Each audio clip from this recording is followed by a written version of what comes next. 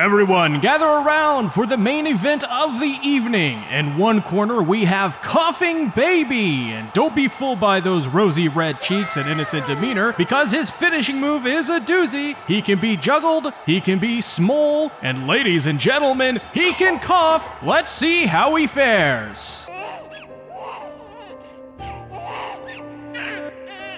Ooh, I guess you could say he's got that dog in him. Let's see how his opponent, Hydrogen Bomb, Eren Yeager is one of the most complex characters in Attack on Titan, but as well the most static of all the characters combined. From episode 1 all the way until the final episode, Eren does not change. He does not go through character development, not even a little bit. So in the final episode, I saw many people were confused as to what was going on between Eren and Armin's conversation. So to help you all out with that and bring a little bit more clarity to the scene, this video here is to explain to you Attack on Titan's most pathetic moment. So if you haven't, get subscribed. We cover tons of anime on the channel like Jujutsu Kaisen, Demon Slayer, Chainsaw Man, One Piece, and tons of seasonal shonen and new anime. Don't miss it. Get subscribed, drop a like on the video, and help a fella out. We're almost at 100k subs. So after Eren is beheaded by Mikasa, we are immediately greeted with a familiar sight. Armin and Eren are now children again back on the dock of Shiganshina. This is a callback to episode 1 of the series, and at the site where moments before the colossal and armored titans would first appear, leading to his mother's death. You may be wondering how Eren is able to bring Armin and all these others back into the past after being beheaded. Well, we'll explain that later in the video. Armin asks Eren if it was so necessary to beat him up like he did, and this is a callback to Final Season Part 1, Episode 14, in which Eren lies to Armin and Mikasa about having the memories and feelings of Barclophagus and essentially becoming a copy of him, and as well the existence of the Ackerman gene. Both were lies or misinformation, and in reality Armin simply inherited memories and feelings from Barclophagus, but didn't become some pathetic copy or anything of him. As for Mikasa, this Ackerman gene never existed, and it isn't real. In reality, all of Mikasa's headaches were due to the founder Ymir poking around in her head, as Ymir believed she could be the one to break her Stockholm Syndrome and free her from her love of King Fritz. Turns out though that all of this was Eren's plan to push Armin and Mikasa away so that he could protect them from himself and make them the heroes of the world, to basically put them in the position of what the Tiber family, the home of the Warhammer Titan, was in pre-rumbling. Eren wanted the Survey Corps and Marley's Titan warriors to work together as Eldians to overcome the greatest evil known to humanity, Eren Yeager. By doing this, the idea that Eldians are evil sinners who only want to take over the world is, well, stomped into the dirt, pun intended, and with it comes a new appreciation for Eldians and the rise of their prominence. This is because nobody would dare go against the people who literally saved the world from extinction, after all. So Eren brings Armin on a journey through burning seas, aurora borealises, and finally the vast sea. This is all a reference to the book that Armin showed Eren as a kid, which would spur him on to one day free humanity so that the nightmare would end and his friends could see all of these marvels and do what they want. This is essentially a representation of what he wants for his friends in life, to see and experience all there is that they could only ever dream of seeing. After this, we get a scene explaining some of Ymir's character, as Eren explains to Armin what he can understand from Ymir. Even after 2,000 years, Ymir still obeyed King Fritz,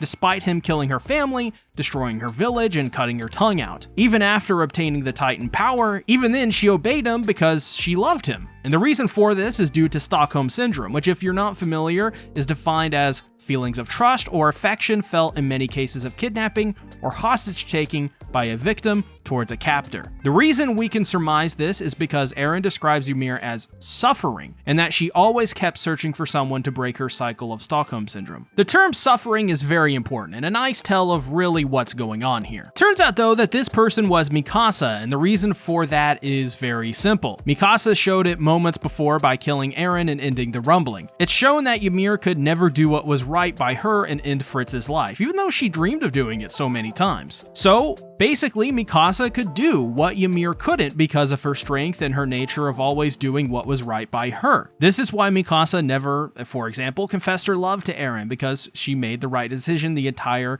time, sort of subconsciously. Because if she did, well, I mean, they probably would have ran away together, whether she knew it at the time or not. So Mikasa was the only one who could kill Eren and sever that bond, while also severing the bond of Ymir to free everyone from the Titan nightmare. Simple as that. And because of that, Eren kept pushing himself so that he could allow Mikasa to free Ymir and everyone. You can see this throughout Eren's relationship with Mikasa in the series. Remember all those times he seemed cold towards Mikasa or seemed to disregard her feelings? Well, that's because Eren knew he had to keep moving forward to allow Mikasa to do what she had to do, which was what she did in this episode. Upon realizing all of this himself, Eren begins to understand the gravity of all that he did. He's the one that dragged humanity into war, and he knew he had to do it the moment he touched Historia's hand at the medal ceremony. Eren then begins to tell Armin that because of the founding and Attack Titans acting in unison, there is no such thing as a past or future for him. It's all just one conglomerate of memories, from the past, the future, everything. It's all wrapped into one. He's lost himself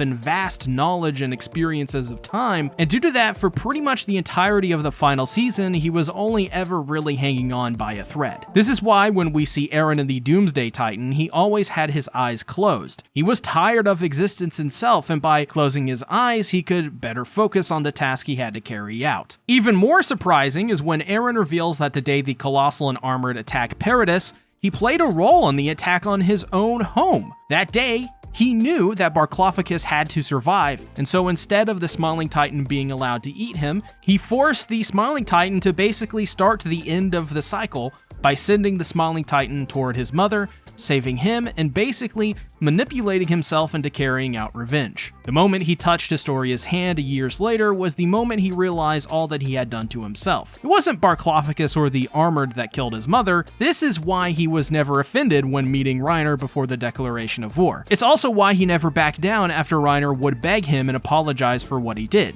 Because it was never about revenge by that point. It was all about carrying out his duty to end the Titans and allow Mikasa the opportunity to free Ymir, which in turn would free everyone around the world. So Eren did all he could do to make the best of the situation he put himself into. Everything else he had done by that point was all just icing on the cake, as he was just using this opportunity to basically save the rest of his friends that would survive. This then leads us to the ocean scene, where they are now represented by their current age. Armin asks Eren how Mikasa will be able to forget about him and live a happily life with someone else. Eren, like always, gives the answer he's always given, which is to disregard it and not really think about it. This pisses Armin off, and rightfully so, he decks Eren for treating Mikasa the way he has. This is because Mikasa, from the very moment he wrapped the scarf around her, always risked her life and fought for Eren. She was his protector for years and years, and just like Zeke said, Mikasa would snap the neck of a Titan because she loved him that much. So to have Eren simply just ignore all of those years of pent-up feelings she has towards him and disregard it, at the end of his life no less, well, yeah, it's very disrespectful. Theoretically, even if she didn't have feelings for him, she still dedicated her life and put her body on the line time and time to protect and save him. The punch did Eren some good though, as it made him realize after Armin suggests she'd hit it off with another guy what his true feelings are. Which makes sense. Eren just spent his entire life repressing himself at a base level, so the punch really was probably needed. So when he realizes that he tells Armin that he doesn't want her to find some other guy or move on from him or forget about him, he simply told Mikasa all of that back at the cabin to protect her, just like he always tried to do. His true feelings are different, as he deeply loves her, and that one-sided love we thought was real for the longest time wasn't, and the entire time, their love was mutual for one another. Armin calls this sight before him pathetic. Well, which it is, though that is done on intention. Eren is one of the only characters really in the entire series to break down and cry and quote, be pathetic. He does it quite often if you go back in the history of this series. While some will say Eren is this hardened edgelord badass who hates romance and women and eats red meat and fucks bitches, I mean, this is just a hilarious misunderstanding of his character and shows that really they weren't paying attention. Eren has always struggled with his emotions to some degree, and to get through what he had to do in this final season, he had to basically remove all semblance of himself and dissociate from reality. However, there were times he would break down, like in the final season after realizing he got Sasha killed, or at the end of season 2 when he realized he had possibly just failed everyone and is this pathetic guy who can't even turn into a Titan. Or even the time he touched Historia's hand, realizing the gravity of what he just did. Eren is a human being that has emotions, and the fact he did such a thing here is 100% in character for Eren. Eren has been in absolute anguish and is the most tortured character of the series besides Ymir Fritz. And small hints of this is the reason, for example, he grew out his hair, which was as because Isayama stated, who is the creator of AOT by the way, he stopped caring about taking care of himself and living a normal life because he dedicated himself to moving forward and completing his plan. He was miserable. That's why he used and manipulated Flock and created the Jaegerists. That's why he pushed Mikasa and Armin away, and that's why he carried out the rumbling. It wasn't to stick it to the normies and become edgelord incarnate. He ultimately did it because he wanted to save his friends and make sure they live a happy and peaceful life. Hence why he broke down when Sasha died, hence why he broke down in season 2, and all of the other reasons he did so previously. Armin calls him pathetic because it's a pathetic sight coming from a guy who did all of what he just did.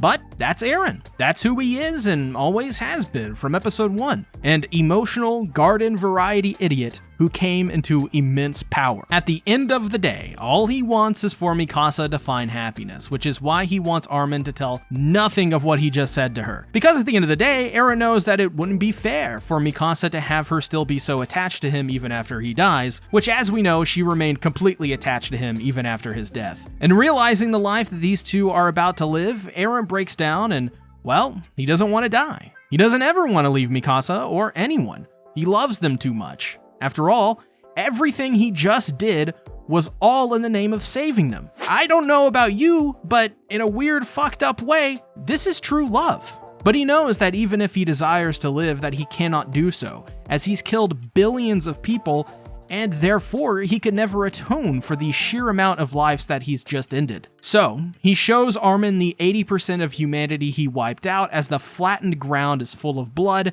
making it look like a blood-red sea, when in reality, this was at one point land of some kind.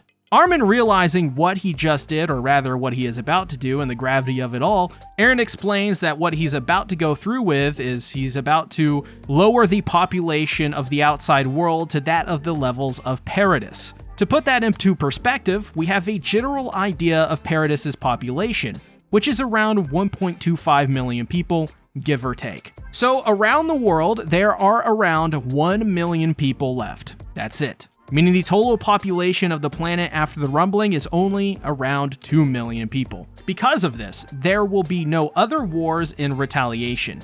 Humanity can't afford it, nor could they do it even if they wanted to. However, despite him telling Armin all of this has just been determined by fate. It's going to happen. Eren tried to stop this in multiple other timelines too. He tried to prevent it, but in everything he did throughout these timelines, all he was able to do was get this result. This was the best case scenario. And it's just as Armin said, he is a slave to freedom and none of this can be undone. Armin, hearing all of this though, he breaks down, realizing the gravity of it all and that there will never be an end to conflict, realizing that not even this event will stop the gears of war from grinding. But even so, Armin believes that one day we all must come to understand one another, and that all the rumbling has done is ruin people's faith in believing there could ever be a common understanding. Eren, through all of this, never considered that fact, and now what people will learn from this is that the only way to solve issues is through violence and murder. Kill or be killed. As he hears this, Eren recalls when he was born and was told by Grisha his name and that he was free. Eren realizes that from the onset he wanted to level everything from existence since his birth. He doesn't know why, but we can easily piece this together that due to the convergence of timelines inside of his head due to the attack in Founding Titan, that much like how the rumbling was predetermined by fate, Eren from birth had memories implanted within him from himself to carry forward until he leveled it all. There was no reason other than that this was his fate and the timeline he needed to carry out, as this was the only good timeline that he could afford. So he had this desire planted within him from the start so that he could carry it through to fruition. This is manifested in episode 1 by Eren's need and desire to end the nightmare outside the walls and his need to join the Survey Corps. He didn't know at the time, but that desire to end the existence of all Titans and free his friends was him giving him those feelings from the future. So at the end of it all, he realizes that, well, he's just an idiot who came into power. Simple as that. He wasn't anyone special like Frida or Ymir. He was just Eren Yeager, the son of Grisha. And this is when Armin makes an important realization too. It was his fault as well. If he had never shown Eren that book, he maybe would have never fought this hard to free his friends from a grim fate. Because of this sight Eren showed Armin, he thanks him because with this sight he was able to realize he was just as guilty as Eren. He showed him the book. He killed those people in Liberio. And so because of that, they can finally relate and cope with the reality that they've created for themselves. They're both murderers all the same, killing innocents for a greater cause that they both really can't possibly explain. Finally, Armin and Eren find closure after all of this time, as together, they'll burn in hell for all of their sins they could never atone for. So, Eren will erase Armin's memories until he is dead. Then upon his death, they all will remember those final moments, and that will continue time and time again, every single time, through every path. And so Eren will be waiting for him, and vice versa, so one day they can burn in hell together. This is when the scene switches over to Armin, back in the previous episode when Annie seemingly breaks him from his daydream. Turns out that this moment in the penultimate episode with Annie is the moment that Eren talks to Armin. It wasn't during the battle, but it was before the battle, and he didn't even realize that until after he had been killed, that this brief moment where he froze in reality was his final meeting with Eren. That's some really awesome writing. Just like Eren said, he would remember it after it all occurred.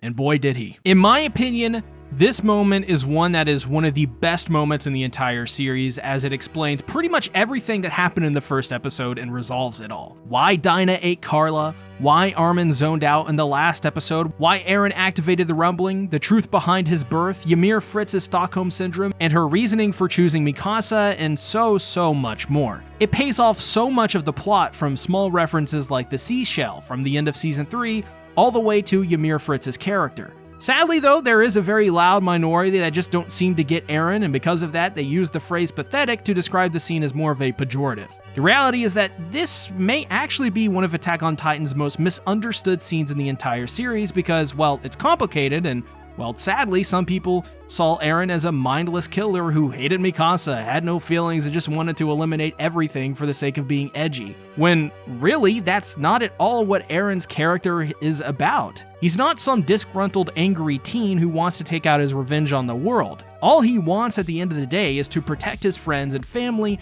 and make sure they live a happy life where war and titans do not exist, where they can explore the world to their heart's content. Maybe it's just a bunch of teenagers who aren't old enough to really get this ending, but this scene is easily one of the most important and well-executed sequences in the entire series. And to me, that's inarguable. Everyone was in character, everyone was explained perfectly, and the whole myth that there were plot holes and ass pulls and Eren being out of character is just, it's wrong. But that's why we have a comment section. So what did you guys think about this scene in Attack on Titan? Did you love it? Did you hate it? Let me know in the comments below. As well, if you could, check out my other channels like the King of Anime podcast, where we cover weekly seasonal anime like Frieren, Jujutsu Kaisen, Rurouni Kenshin, Spy Family, and so much more. As well, check out my Chainsaw Man channel, where I cover the newest chapters as they drop. And if you're an AOT fan, the same studio behind the final season produces Chainsaw Man, and as well Jujutsu Kaisen. So you don't want to miss out on that. Financially support the channel by becoming a patron, where you'll gain access to my mega One Piece arc reviews and first impressions. Thank you for the 13 years of support. I love you. Bye-bye.